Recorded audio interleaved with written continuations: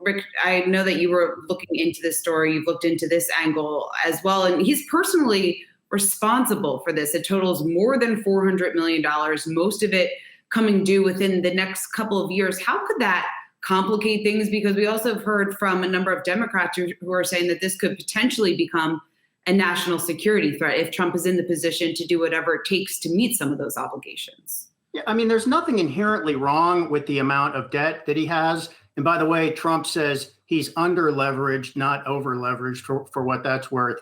But the problem is what if he actually cannot pay back this money and he's still president of the United States? Then will lenders actually be calling in collateral from loans? Would they default? Would they call him in default if he's president of the United States? And if that were to happen, would Trump have an incentive to I don't know, to somehow retaliate against banks that just asked him to pay what he owes? That's one complication.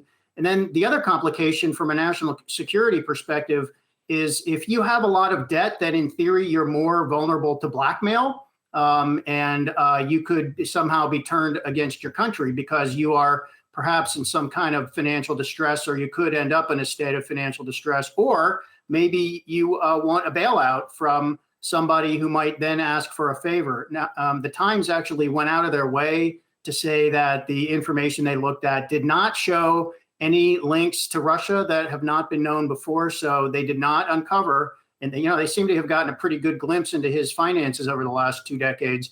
And they say they did not uncover any unusual amount of money coming from Russians or Russian sources or anything like that. So this is all theoretical, but it sure is complicated and worrisome. Hey investors, Zach Guzman here. Are you interested in learning more about the markets and getting the latest financial news? Well, then click right here to subscribe to our Yahoo Finance YouTube channel.